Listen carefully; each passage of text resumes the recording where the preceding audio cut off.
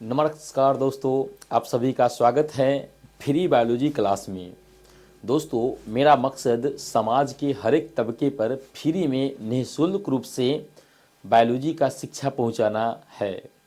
इस चैनल पर free of cost में जब हमें मौका मिलता है, गरीब मेधावी छात्र के लिए हम वीडियो डालते रहते हैं और वीडियो डाल करके उन्हें शिक्षित करने का प्रयास करते हैं।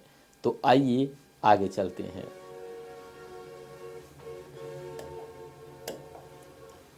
यहाँ पहला प्रश्न कर रहे हैं GAA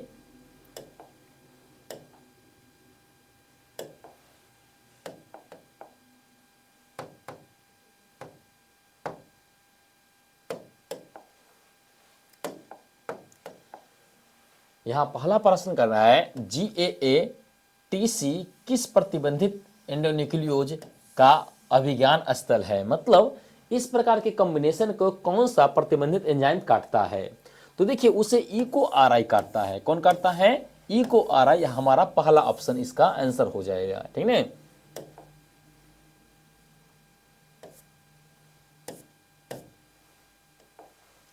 अगला प्रश्न है प्रकंद द्वारा कायिक प्रवर्धन किस में होता है। प्रकंद जिसको हम लोग राइजोम भी कहते हैं, तो आलू में नहीं, आलू में नहीं होता है ना। आपका हल्दी में, जी हाँ हल्दी में होता है। अदरक में, अदरक में भी होता है। मतलब आपका बी भी सही हो रहे हैं और आपका सी भी सही हो रहे हैं। डी ऑप्शन कह रहा है बी और सी दोनों। तो हाँ, तो इसका इसीलिए इसका आंसर क्या हो जाएगा? इसका आंसर हो जाएगा डी। मतलब बी भी सही है और डी भी सही है।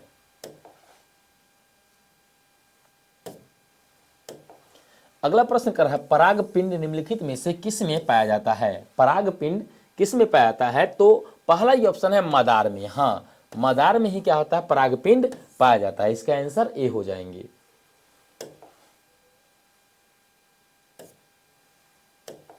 अगला प्रश्न कर रहा है निम्नलिखित में से कौन सा पार्थिनोकार्पिक फल है। पार्थिनोकार्पिक फल मतलब बिना निषेचन के उत्पन्न होने वाला फल कौन सा है? तो सेब है नाशपाती है, केला है, इनमें से कोई नहीं। तो देखिए सेब नहीं होता है, नाशपाती भी नहीं होता है। इसका आंसर केला होता है, सी। इसका आंसर क्या हो जाएगा? सी हो जाएगा। अगला प्रश्न कर रहा है स्तन ग्रंथि निम्नलिखित में से किस का रूपांतरण है। मतलब स्तन ग्रंथि किस ग्रंथि से रूपांतरित होकर के बना है? एंडोक्राइन ग्रंथि नहीं, लिबिरिमल ग्रंथि नहीं, ये भी नहीं है। स्टेप ग्रंथि, जी स्टेप ग्रंथि विकसित होकर क्या बना है? स्तन ग्रंथि बना है। इसका आंसर सी हो जाएंगे।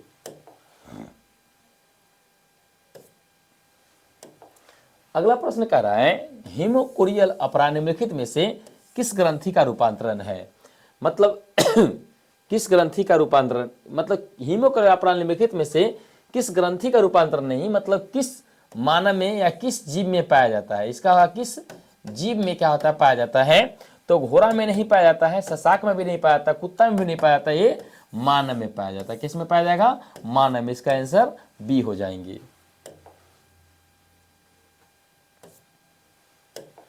अगला प्रश्न है भ्रूण में अनुवांशिक विकार के अध्ययन के लिए निम्नलिखित में कौन सा परीक्षण इस्तेमाल किया जाता है। मतलब भ्रूण में अनुवांशिक रोग के से बचने के लिए कौन सा अध्ययन किया जाता है। तो एजीवग्राम नहीं, लेप्रिस्कोमा नहीं, एमनियो वासेंटेसिस एकोलिस्ट्रिंग। तो एमनियोसेंटेसिस। इसका आंसर क्या हो जाएंगे? सी हो जाएंगे, एमनियोसेंटेसिस। अगला प्रश्न कर रहा है अमरबेल क्या है। अधिपादप है, मूल परजीवी पादप है, पूर्ण तना परजीवी पादप है और ए बी दोनों है। तो नहीं, यह क्या है? मूल तना परजीवी पादप है। इसका आंसर क्या हो जाएंगे? इसका आंसर सी हो जाएंगे। अगला प्रश्न कर रहा है जलीय हाइड्रोफाइट पौधे का निम्नलिखित में कौन सा उदाहरण है। मतलब वह पौधा कौन सा है जो जलीय है यानी कि हाइड्रोफाइट है। तो कमल, कमल भी क्या होता है? जल में पाया जाता है। हाइड्रीला यह भी जल में पाया जाता है। ट्रापा यह भी जल में पाया जाता है। इनमें से सभी। तो इसका आंसर क्या हो जाएगा? डी। मतलब सभी के सभी पैसा कैसा पौधा है? जल में पाया जाने वाला।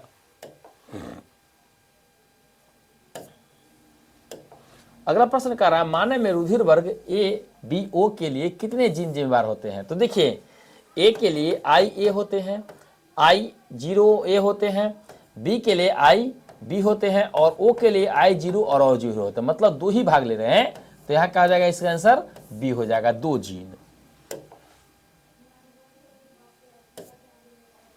अगला प्रश्न कर रहा है डीएनए में 2 न्यूक्लियोटाइड के बीच की दूरी कितनी होती है। तो बताए थे 2 न्यूक्लियोटाइड मतलब 2 नाइट्रोजन क्षार के बीच की दूरी कितना होता है, तो 2.34 एंगस्ट्रम पूरा लंबाई होता है। कितना होता है, 34 एंगस्ट्रम पूरा होता है और 10 पेयर पाए जाते हैं एक न्यूक्लियोटाइड में। तो जब 34 में 10 से भाग करेंगे देंगे तो कितना आएगा, 3.4 एंगस्ट्रम आएगा। तो इसका दूरी कितना हो जाएगा, 3.4 एंगस्ट्रम, है ना। इसका आंसर बी हो जाएगा।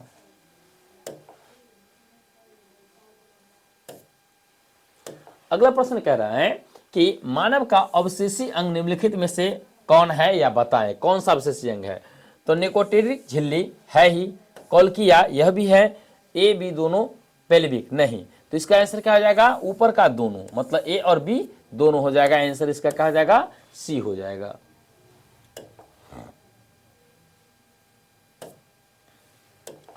अगला प्रश्न कह रहा है आर्कियोपेटेरिक्स किस काल में पाया जाने वाला पक्षी था। आर्कियोपेटेरिक तो ट्रायोरिस्क में, जुरासिक में, क्रेटेशिया में, इनमें से कोई नहीं। तो देखिए ट्रियारिक्स में पाया जाता था। किस में पाया था, ट्रियारिक्स में, मतलब इसका आंसर क्या हो जाएंगे, ए हो जाएंगे।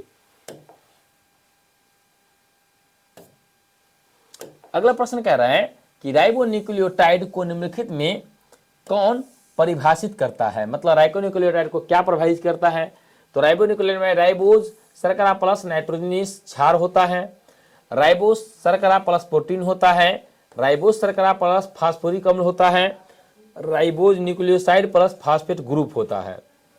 तो देखिए राइबोन्यूक्लियोसाइड और फास्फेट ग्रुप होता है इसमें, है ना। तो इसका क्या हो जाएगा आंसर, डी हो जाएगा। क्या हो जाएगा इसका आंसर, डी, राइबोन्यूक्लियोटाइड और फास्फेट ग्रुप होता है इसमें।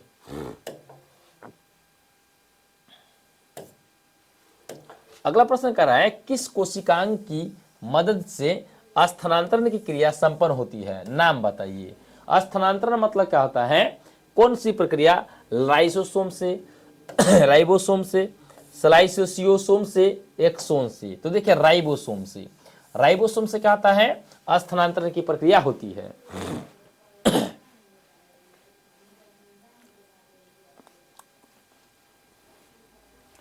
आइए अगला प्रश्न कह रहा है, हुगोरल असंक्रमता। ह्यूगरल मतलब ह्यूमरल, ह्यूमरल असंक्रमता किससे संबंधित होता है, ए कोशिका से, बी कोशिका से, टी कोशिका से, के कोशिका से। तो देखिए ह्यूमरल होता है बी कोशिका से, है ना, बी से संबंधित होता है। इसका आंसर बी।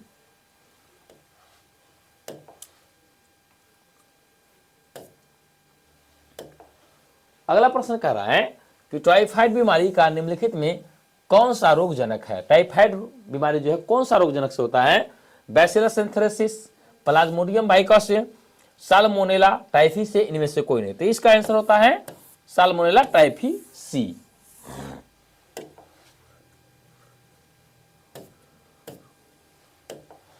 अगला है निम्नलिखित में से कौन सा जंतु विलुप्त हो गया, मतलब कौन सा जंतु इसमें है जो विलुप्त हो चुका है। सफेद मोर, डोडो, हिरन, बाघ। देखिए सभी तो सभी है, लेकिन डोडो क्या हो गया है, विलुप्त हो गया है, यह नहीं पाया जाता है, बी।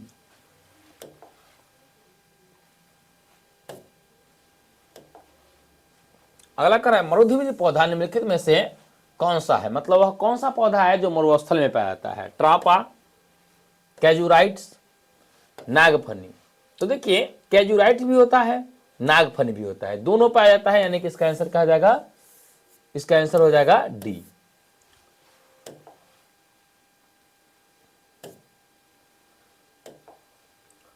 सरबती सोनारा तथा कल्याण सोना किसका उन्नत किस्म है। तो देखिए सरबती सोनारा और कल्याण जो है यह गेहूं का उन्नत किस्म है। किसका होगा, गेहूं का, बी।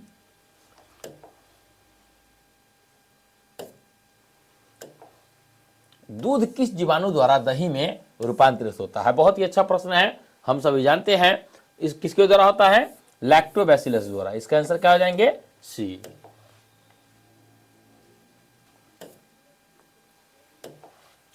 अगला प्रश्न कर रहा है कि पारिस्थितिक तंत्र में ऊर्जा का मुख्य स्रोत क्या है? हरे पेड़ पौधे, सूर्य, वायु, सभी? तो नहीं, पारिस्थितिक तंत्र में ऊर्जा का मेन स्रोत होता है सनलाइट, सूर्य। सूर्य प्रकाश संश्लेषण द्वारा एनर्जी बनाता है।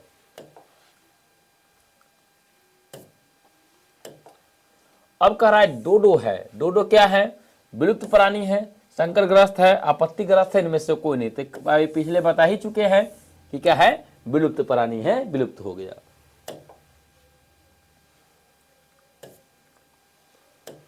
अगला प्रश्न कर रहा है कि जीवाणु में कायिक प्रजनन होता है द्विखंडन द्वारा, संकरण द्वारा, संलयन द्वारा और खंडन द्वारा। तो ये देखिए, जीवाणु में कायिक प्रजनन होता है द्विखंडन, मतलब दो भाग में बढ़ता है, जैसे अमीबा बढ़ता है वैसे ही। इसका आंसर ए हो जाएंगे।